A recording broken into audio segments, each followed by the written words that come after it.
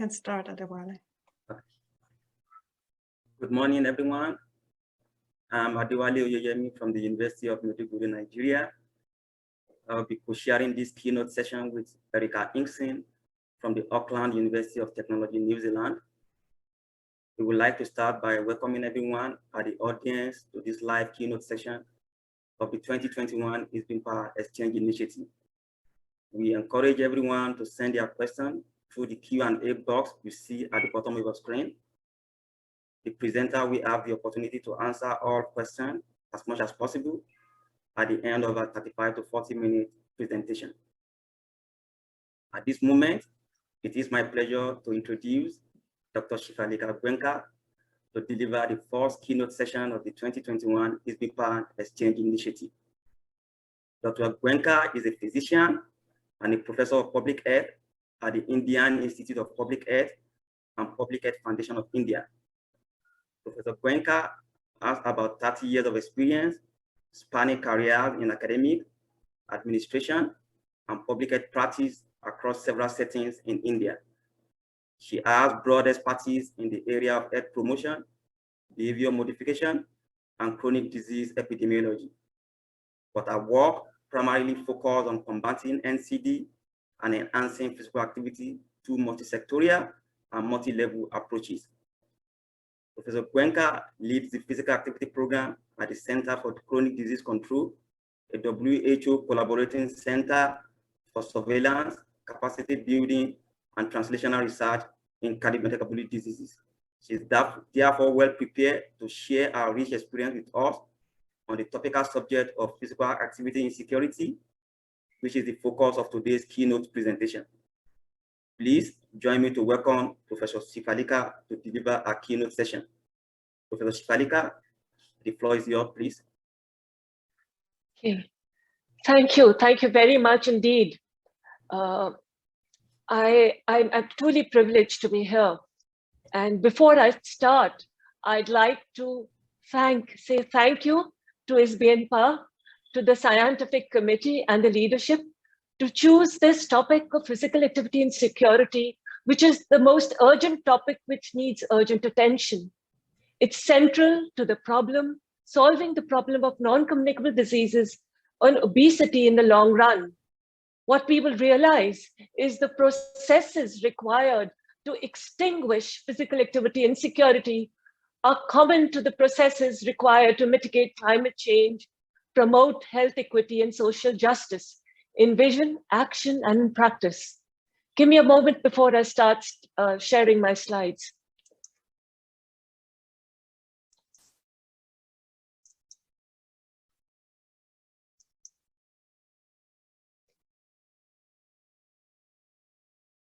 I speak on behalf of the developing world at large. Physical activity insecurity, the unseen, undocumented, untold, and undercounted. Physical activity insecurity is perennial. It's pervasive in daily living of majority of people in the developing world. So what if you have to jump over stones, cross over craters, cross over holes, walk between cars without sidewalks? So what if you're dodging with your children in the traffic? People are honking at you. So what if you have to cross under the flyover or at the bottom of the flyover, struggling between buses and encroachments and people trying to hit you at all ends? Everyone's doing it. Your neighbors are doing it. Your social networks are doing it. So what if the elderly people are at home, unable to move? At least you have a roof over your head. Everyone's doing it. So what if the disabled people are unable to move the way they do it in the developed countries? That's part of our life. You have to make space for cars. One day, we too will have a car and we will never have to walk again. So what if you're treated like a cat and dog, where you're honked at when you try to cross the road because the crossings are inadequate or not of adequate length? That's common practice. That's being done every day by every person. Deaths due to road injuries in India have increased by 58% from 1990 to 2017. Road injury remains the leading cause of death in males, the young males between 15 to 39 years of age. In women, it remains the second leading cause in India. If you look at the national trends on the right-hand side, which are the government figures, there are two lines which you see, the blue line and the red dotted line. The red dotted line are the fatalities per 100,000, and the blue line are the absolute number of fatalities. What you see is the slope is rising upwards continuously since 1970. The figures, and of course, who are the victims? Who are the victims of these casualties? 45% of the road casualties involve pedestrians and cyclists.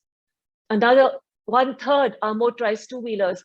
Motorized two-wheelers are essentially, it's a vehicle used in developing countries, which is something between a bicycle and a motorcycle. So it's moved slowly, it's very cost effective. It's one of the cheapest forms of motorized transports, which people start when they have money to buy a transport. The data from India is mirrored in low and middle income countries and low income countries worldwide. 93% of the fatalities world over due to road traffic accidents occur in low and middle income countries. And 50% of these deaths involve pedestrians, cyclists, motorized two-wheelers. It remains the leading cause of death globally for children and young adults in developing countries. There's a huge economic cost to this too. Road traffic crashes cut away, hive off 3% of the GDP of countries. Another analysis has shown that countries who don't invest in wide sidewalks, pedestrian priority, and other active transport facilities could eat away 7 to 22% of their per capita GDP over a 24-year period. In addition to this, we know that physical inactivity has huge costs, 67 billion international dollars in health expenditure and low productivity, according to an analysis by Deng et al. I want to take a step back and talk a little bit about India. India is the largest democracy in the world, and we are proud of it. It's the second most populous country. 1/6 of the world population lives in India. 70% of India lives in villages with agrarian or agriculture-based economies. Every major religion is represented in India with more than 2,000 ethnic groups, 20 official languages in the constitution. Cultural diversity is part of our national fabric and is represented in lives and customs of people. On the other hand, there's a staggering income inequality. 50% of India's wealth is owned by top 1% of the people. 75% of rural households, 75% of the people living in the rural villages subsist on less than 50 cents a day. 50 cents a day. 300 million people, or 1/4 of India, lives below the poverty line, of which 80 million live in the cities. The cities or urban India is spread over 5,000 cities and towns all over India. We see a huge double burden. The same forces which are giving rise to undernutrition are also giving rise to overnutrition. We see a pandemic of undernutrition and obesity which coexist in India. Who would have thought that with so much poverty we'd had obesity? Obesity has doubled in India and all states of India, both in rural and urban India. We have the 3rd, 4th largest number of obese people in the world. Children in private schools or urban schools in India have 20 to 25% of obesity levels. On the other hand, 38% of our children below 5 are stunted. 20 to 50% are either anemic or malnourished. 70% of school-going children are not meeting the minimum recommended amount of physical activity levels recommended by WHO. Remember one thing, it's this global syndemic. The global syndemic represents the paramount health challenge for humans, environment, and our planet in the 21st century. The same systems are causing undernutrition, overnutrition, and climate change. One of those major drivers giving rise to this endemic are faulty, misaligned land use policies and distorted built environment and transport policies. Only 3% of India use cars, jeeps, and vans. The way we are designing our built environments, is there a structural injustice? Millions of people walk along highways because they're too poor. They walk from villages to villages, villages to city, part walk, part hitch rides along highways. There's a crisis within, with every modern day redevelopment activity. The sidewalks are taken away to increase the number of motor carriageways. The wide active transport lanes which existed have been taken away. And of course, that leads to a lot of cutting of trees, which raises temperatures and heat island effects. Every minute as I talk, there are roads, the sidewalks, which are being removed to make way for greater space for motor carriageways. Europe and other developed countries invest heavily in widening the already wide sidewalks to make it more comfortable. And with the current COVID, they've invested even further. We widen our roads. Equity, safety, justice is extremely compromised. And then people end up walking between parked cars and upcoming traffic. Delhi is one of the privileged cities, the capital of India, which has one of the best transport public systems, the metro. It's a world-class metro. This is the metro station at the end of the road, which is visible. And this is the commercial district of Delhi. And that's how I walk from the metro station to our institute. As is very visible in high-income countries, walking is equivalent to walkability. In low and middle-income countries, walking is definitely not equivalent to walkability. Cycling, similarly, in the same vein, is a nightmare. It's the cheapest form of transport. It's cheaper than buses or any other public transport. People give up cycling as soon as they move up the socioeconomic ladder. Cycling is definitely not equivalent to cyclability. A study done in the northeastern part of India, in Assam, the main barriers expressed by women there were absence of parks at walkable distance. And of course, the various other barriers, which I've already alluded to, having to walk between cars, potholes, absence of sidewalks, encroached sidewalks, garbage, absence of footpath continuity, to name some of them, and high temperature levels. Similarly, the other barriers expressed by women, by my students who've done studies in Delhi and other parts of northern India, social insecurity also forms in addition to the other barriers expressed. There are also, of course, positives, which I will be talking about later. The impediments and context in the low middle income countries and low income countries are very different from the high income countries, which I've listed here. High density. This issue I'll be dealing with again in subsequent slides. What I want to point out is the high density of developed countries is equivalent to low density of developing countries. High density of developed countries is equivalent to low density of developing countries. High heat conditions, high air pollution levels. The per capita exposure to air pollution in cities is approximately 90 micrograms per meter cube, which is 9 times the WHO permissible standards. In Delhi, we see values of 300, 400, 500 micrograms per meter cube, which is 30, 40, 50 times the WHO permissible standards, which obliterates the benefits of, not only obliterates the benefits of walking, it leads to a whole host of other chronic diseases, including COPD, cancers, and lung infections, poverty, public transport, which is bursting at its seams. Also, remember, we have very many different types of motorized and active transport, more than 50 different types. So we don't have, it's not the standard bicycles, cars, buses, and trucks. It's many more beyond that. Majority of the people walk, 90% of our trips are walking trips, and a huge percentage live in rural areas. Heat has come into the global narrative only in the last couple of years when Europe started facing high heat conditions of mid-30s for a few weeks in a year.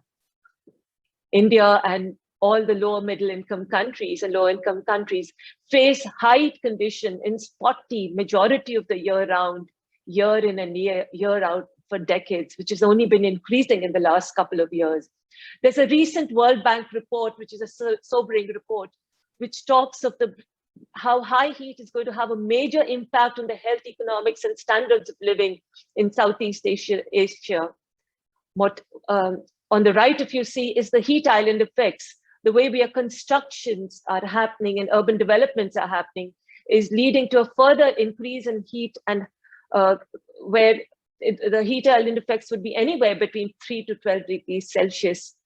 Another study, we have found that mortality rose by 2 degrees for every degree rise beyond 36 degrees Celsius, especially when the night temperatures were beyond 26 degrees Celsius. What we all know is that when the temperature increases from 22 to 25, it's not the same when the temperature increases from 35 to 38 or 40 to 45. The heat becomes treacherous, dehydrating, and incriminating. There are solutions available which are proven. A study has shown that if you have huge tree canopies on either side, which is there in some of our cities, on certain parts of our cities, in mid-afternoon, the ambient air temperatures are lower by 5 to 60 degrees Celsius. The surface temperatures would be lower by 25 to 27 degrees Celsius. The sulfur dioxide levels would be much lower, and the suspended particulate matter, which would reach normal limits. At the same time, if you tested on the road surface areas which didn't have those tree canopies, the temperatures were higher by 5 to 6 degrees, and the suspended particulate matter was higher by almost 80%. We found that parks and green spaces lower air pollution levels and provide other health benefits beyond improving physical activity levels in the residents around. This is a CARS cohort. We have a cohort in Delhi, which we have been following up for over 12 years. Dr. Prabhakar is the PI of this cohort. And we have each of the individuals and households have been geocoded and the individual's phenotype. And we have found people, the green are people with lower depression levels, which live next to large spaces. And as we move away, the reds, people have higher depression levels, despite also, of course, there are lower physical activity levels. We are doing a study of the parks in Delhi. Delhi is one of the few privileged cities which have a large number of parks. Of course, many of these parks have been encroached, but still we have a large number of parks. Open spaces provide an upliftment to mental health and to the elderly in the community. Locals are using it for all kinds of things which calls physical activity. Our houses are so small that we can't breathe. We are here, we form a park community. The trees here are as old as us. We've planted them. We're old. Our families don't need us. We are here most of the day. We help each other doing our blood pressure levels. We walk around and we do a whole lot of other things. Talking about density, coming back to this cohort where, so on the left, we see blue. Those are low physical activity levels in very highly dense areas. So wherever we are seeing high density with mixed land use and large retail areas, we are seeing low physical activity levels and a lot of other cardiovascular risk factors are increased. Similarly, if you see the diagram on the right, this is a diagram showing the networks and the arterial roads and a whole lot of networks crossing strophics, mixed land use. What we find that people living around these networks have very high blood pressure levels, which is accompanied, of course, by low physical activity levels, high cholesterol, and a lot of other things. So people living in these congested areas, high density areas with high crossings have high blood pressure and low physical activity levels. We looked at the applicability of the international GIS-based walkability index in the Indian settings.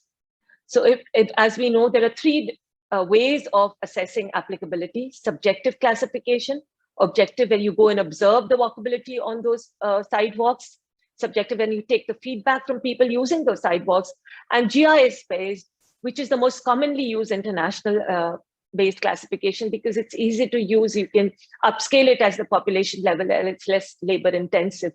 The GIS-based walkability index is based on density, on mixed land use, essentially on retail floor area.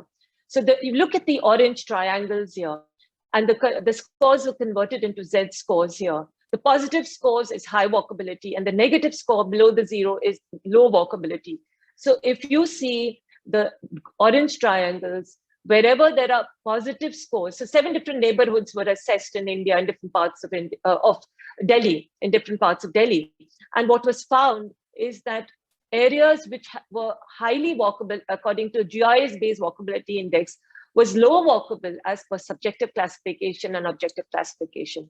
Similarly, areas which were low walkable. If you look at 1, 2, 3, 4, 5, the fifth Chanakyapuri was low walkable according to the GIS-based walkability index, was highly walkable as per subjective and objective classification. So the GIS-based walkability index is not applicable in the Indian settings. And the reasons are issues of density and overland use. Highway design in India, we need to think about it. It's not recommended to have pedestrian pathways along it, but majority of people walk. Most of these highways have been carved through villages, and every now and then we hear of school children who've been crossing over, people have been crossing over and have been killed or injured because of the cars passing over. So can we look at the structure? Most people walk from village to village or from village to the cities, hitch rides. Pedestrian dignity is a human rights issue. It's an equity issue and an issue of social justice, which we need to take over. We have seen that there's an equity issue. So the sidewalks in the low socioeconomic areas in the urban settings are poor quality. Similarly, even the green spaces are not well maintained and not usable. What we found that the green spaces and parks in the high socioeconomic areas, we found a lot of people coming from the low socioeconomic areas to use this, which we were very happy about. But they said they had parks or green spaces there and they were not being used. That's in Delhi. Majority of the cities in India are not privileged to have so many green spaces. Delhi is one of the few cities which have those green spaces. Let's look at the cause of deaths in India. On the left-hand side are the cause of deaths. The blue is the non-communicable diseases, comparing 1990 to 2016. And what we see is 1/3 of the deaths in 1990 were due to non-communicable diseases. The green is injuries. On the right is 2016. What we see, more than 60% of deaths are now due to non-communicable diseases, and the injuries have doubled from 6 to 12%. On the right-hand side, what we see is a bar chart of the change in prevalence of risk factors from 1990 to 2016. So the oranges or the browns are the increase in the risk factors. So if we see there's a 10% increase in systolic pressure, 18% in cholesterol levels, 40% increase in plasma glucose, 127% in overweight or obesity levels has been increased. There's one risk factor, however, which has decreased considerably, which is tobacco. And there are 2 points here which I want to make on this slide, the most important points, is that the increase in all the risk factors which we are seeing in India, and this picture is reflective, mirrored in other developing countries, can be harnessed through increasing the population levels of physical activity from wherever they are, whatever the level, baseline levels, increase if the physical activity levels will help hammer down these risk factors. Tobacco has decreased. Tobacco lowering is not accidental.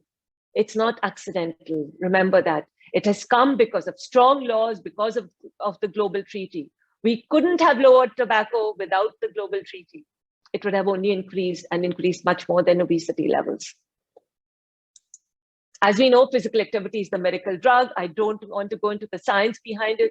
It's huge. There's a resounding evidence on the benefits of physical activity across the board and decreasing a whole host of non-communicable diseases and other diseases. The recent meta-analysis done by Wolf, Ekelund and colleagues show another very important aspect. Every move counts. The WHO recommended amount is 150 to 100 minutes, which is the minimum recommended amount of physical activity per week. What this data shows, well, physical activity is measured objectively through accelerometers, is that every minute additional counts. So you would see additional benefits up to 300 minutes per day. And only then after that, it starts plateauing out. So the benefits of physical activity continue much beyond the 300 minutes per week, up to 300 minutes per day, and they continue to be there. And decreasing sedentariness is a universal goal. So how do we increase physical activity security? Safe access to parks, urban forests within 0.5 kilometer radius of every individual.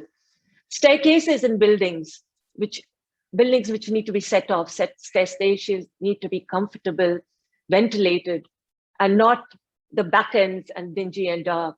Schools, well-maintained playgrounds, encouragement for participation, number of facilities, there's data on as the number of facilities increase, the physical activity increases. Sidewalks, which need to be wide as wide as the width of the roads, with benches and water fountains and trees on both sides to lower temperatures and high heat conditions.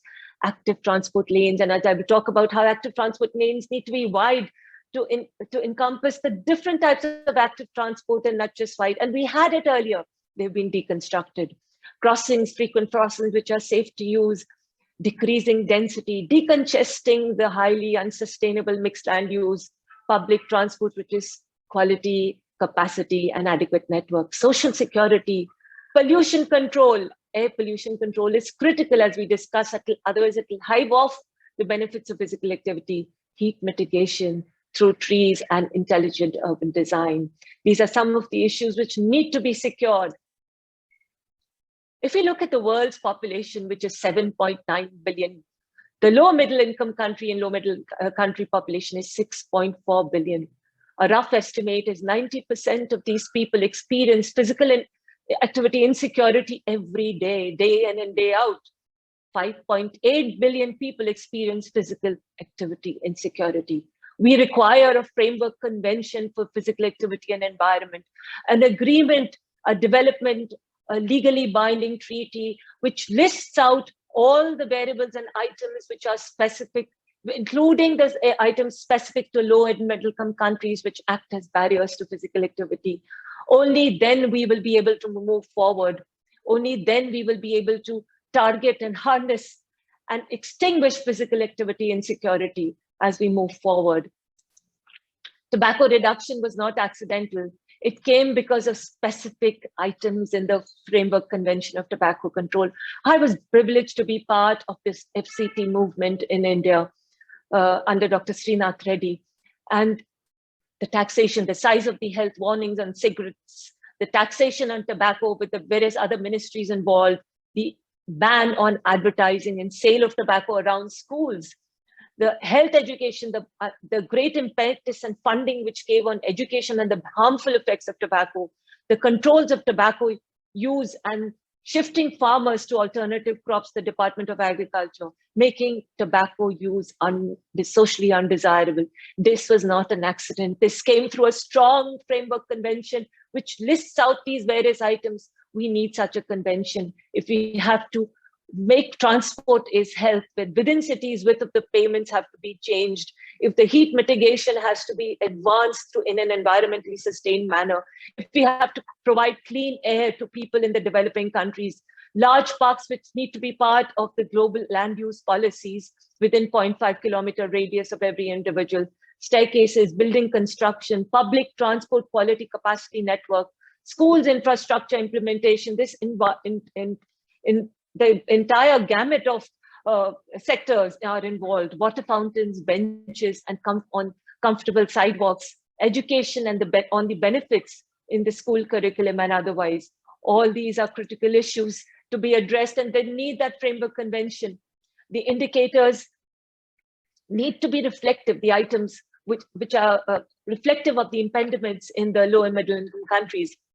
For example, access to parks within 0.5 kilometer radius, sidewalks in width, which are as wide as the roads, which need to be listed there, the frequency and the width of the crossings, the quality of the subways, the proportion of interstate highways which have a pedestrian facility which is comfortable, green canopies, percentage of roads which have green canopies on either side, which provide shade not only to the roads and improve their maintenance, but wide active transport lanes and the sidewalks, percentage of road with wide active transport lanes, and percentage of sidewalks with water fountains and benches along. We need the framework convention. These are some suggestive indicators. Other indicators: percentage of children using active transport is good for developed countries. For developing countries, percentage of children and youth who use active transport to school despite having access to cars and buses. Percentage of girls, children, adults who travel by active transport despite having access to motorized transport. Percentage of mothers who feel it's safe for the girls to go to school. These are some of the suggestive indicators which could be used. A global surveillance framework or barometer could be developed, which would help countries showcase their, successes to other countries, and could be part of the items in the Framework Convention for Physical Activity and Tobacco and Environment. We need to harness and unlock the potential of physical activity and security. Or we need to unlock the potential of physical activity security through a global treaty, through a framework convention for physical activity and environment, which includes the items which are specific to low income countries and low and middle income countries. This has to be done if we are serious in preventing non-communicable diseases and obesity globally. 3/4 of the world face physical activity insecurity. We need to extinguish physical activity insecurity and provide physical activity security to every individual across the globe. 3/4 of the world. It has to be everybody's business. No one's secure till everyone's secure. It's one world and one health. I'd like to end by a few quotes from Mahatma Gandhi. The future depends on what you do today. The difference between what we do and what we are capable of doing would suffice to solve most of the world's problems. And Nelson Mandela said, "It always seems impossible until it's done." I'd like to acknowledge the authors, the co-authors of the editorial, which we wrote in the Lancet, in the British Journal of Sports Medicine, alongside the global recommendations which were released last year. Vicky Lambert, Tracy, Deepthi, Adewale, Nana, Patricia, Deborah Salvo. I'd like to acknowledge my colleagues, my mentors here, who we are part of the chronic disease team, Prabhakar Reddy, Geetam Tiwari at the Civil Engineering, the leading institute in India, Nikhil Tandon at the All India Institute of Medical Sciences, Venkat and Ali are at Emory, who are collaborators on our CARS cohort, Dimple, and the lower four are my students, Pratna, Lata, Shri, Sachi, Deepika. And of course, my international collaborators and dear friends. I owe my career in physical activity to Fiona Bull and Adrian Baumann. So Vicky, Nana, Patricia, Gyanendra, Thiago, Marco from Finland, and Pankaj Shah at Mayo Clinic. I'm grateful to SBN Power to give me this opportunity to bring up this important topic at the global stage. Thank you very much indeed. Over to you, and happy to take questions. Thank you, Shifalika, so much. I'd just like to one last thing I'd have to say is that I've been writing about physical activity insecurity since 2008 in this particular book, which showed the tribal woman on that last slide. But the idea, so on different aspects of the insecurity, but I have to tell you that it was Vicky Lambert who thought about this term of physical activity insecurity and thought about addressing this in this editorial. So I'm grateful to her, because this is such a beautiful term which encompasses the entire aspects of physical activity insecurity faced by each one of us in the developing world. Thank you. Thank you, all of you. Thank you. Thank you so much, Shifalika. What a powerful presentation. My goodness, thank you so much. It is a very important issue. And I love how you brought some very important concepts around the dignity of the pedestrian, transport is health, physical activity is the miracle drug. So thank you for bringing those concepts to us. You showed some staggering figures and circumstances around pedestrian deaths, particularly for young males, obesity in India for adults and children, that differential of poverty versus wealth, the systematic deconstruction of sidewalks, and the nightmares that exist with cycling, walking infrastructure, and the lack of parks. Very interesting to also see how, I guess, the inappropriateness of GI's walkability index versus, objective and subjective classifications, and of course, the reduction in tobacco. Thank you again for such an excellent presentation, and there's a lot of us to think about. So what I will do now, I'm going to go through the questions, and I will go and I will ask as they have, as our delegates have entered the questions. So we'll start with the first one. Can you please elaborate about physical activity insecurity in rural India, as majority of the population resides there? This is from Shitra Sharma. Extremely important question. And it's the physical activity insecurity. Again, as I said, it's unmeasured, uncounted, but it's faced by people every day because the priority are elsewhere. Social insecurity as well as physical insecurity from use of motorized transports in the villages. The roads are not of very good quality. So even if you're cycling, so children walk long distances to school or cycle. So cycling is also dangerous because of the number of potholes and a lot of things.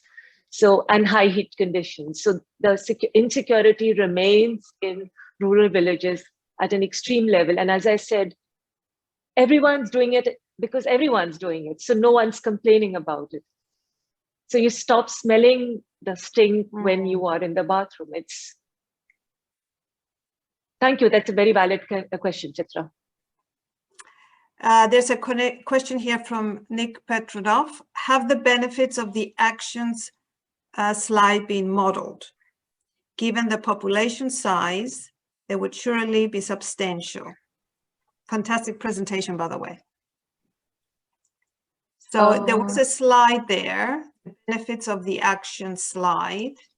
One second. Those been modeled.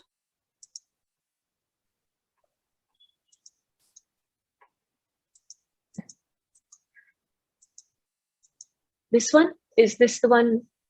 No, they've not been modeled. I've been motivating people to do that kind of modeling in India. I haven't been able to get the funding for that. But if I'm able to get the funding for that, I'm definitely planning to do the modeling. I have been talking about it for some time here. So I've been collaborating. That's why with a leading civil engineering institute in India at IIT Delhi. But yes, that's a very important thing which needs to be done. Great, thank you. I have a couple of questions from Vicky Lambert. Vicky says, lovely presentation. A couple of questions. I like and support the notion of a framework convention, but is the built environment the only issue in terms of physical activity equity? Are there not other environments like social and policy to be considered? Very important question, Vicky. Thank you for that question. Definitely, built environment, of course, is interconnected with the policy issue. Social issues are definitely there, and a lot of actions which we do for the built environment, and as we move along, which we should include in the social issues and the social indicators of the framework. I think that the two will go simultaneously or go hand in hand. But definitely the social environment, which is everyone's trying to address that. That's also there, but it's also definitely, yeah.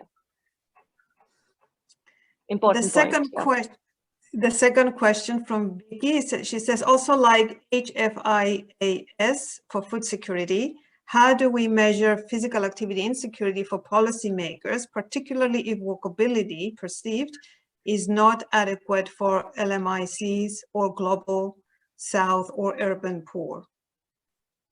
So me and my colleagues, we've developed a set of indicators which we can use to measure the physical activity insecurity and LMIC settings.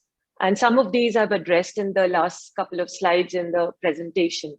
So I'm very happy to share that entire indicators, it's a work in progress, but this one has been published, so we can look at improving it further. Great, thank you. Is there a strategic plan for developing countries that can help to alleviate the situation? If so, how do you think you can secure funding considering they are developing countries? What are your perspectives? Definitely, developing countries don't have funding for physical activity. That's there right now. So we are hoping that if there is a global alliance, if there is a global push, the way it happened, tobacco would have never, ever happened if there was not the global push. If there is a global push, if people, even with physical activity security, get together along with the rest of the world, so 3/4 of the world and the rest 1/4 of the world get together and push it globally, it will be incumbent on the member states to start looking at it. And that's how the movement will happen. Tobacco is an excellent model because that's the only way it will happen. The forces are too strong against it. And so that's my personal perspective. Thank you. And so let's say there was funding. What would be the 3 initiatives that you focus on? What would be your top 3? Okay, so if there was funding, we would look at this particular multi-dimensional model, and develop some economic impacts and models so that you can convince policymakers and help people pushing the global treaty to move forward, and greater documentation of the insecurity which people face in a more systematic manner. Great, thank you. Let's see, there were a couple of comments from Vicky. She says, those who are unfamiliar with our editorial in BJSMS, we define physical activity security like food security as when all people at all times have physical and economic access to sufficient, safe and enjoyable physical activity to meet not only their health needs, but to promote physical and emotional well-being and social connectedness for an active and healthy life. So that's the definition, yes. Yeah. And also another comment from Vicky. She says that HUGAPA plan is engaging LMICs in developing regulatory responses to address equity of physical activity through traffic, transport, schools, climate policy, etc. So that's a couple of comments from Vicky. Great, let's see, is there any, let's see, there's another question. Physical activity insecurity can occur in developed countries. Oh, I just lost that question. I don't know where it went. Hold on. I can't see it anymore. Here we go. Physical activity insecurity can occur in developed countries. What would be your best recommendation for these countries? I'm sorry, I didn't understand that question. So physical activity insecurity can happen in developed countries as well, not just LMIC right. countries. So what would you recommend for these countries? Well, it'll have to be contextualized to where the insecurity has come from.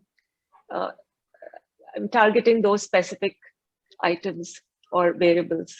So if it's absence of green spaces, then pushing your local governments to allocate land to green spaces, or preserving it or preventing it being taken away by corporations. If it's widening the sidewalks, one needs to push that further. And if it's social security, then the community is getting together and pushing it harder. So, how hard is it to engage policymakers in India?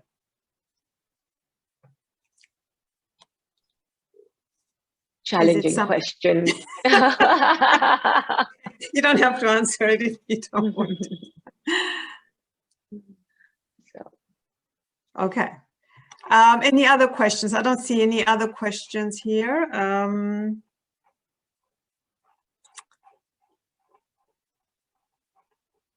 Thank you so much, Shifalika. I see a lot of comments around how wonderful your presentation was. Comments like, congratulations on an amazing presentation, wonderful, etc. So thank you so much, for your time. I know you're very passionate about this topic, and we felt it through the presentation. Thank you so much. We've learned so much today, and wishing you all the best with your research and future endeavors. I'm truly privileged to be here. Thank you for giving us the opportunity on behalf of the developing world Thank you to Vicky and the entire LMIC Council of ISPA, who we work so closely together. I'm truly privileged that my session was chaired by the President-elect and Adilwale. So I can't be more grateful. I mean, I've lost for words. Thank you very much. Thank you. Thank you so much. Thank you so much. Thanks, everyone, and enjoy the rest of the conference. Thank you.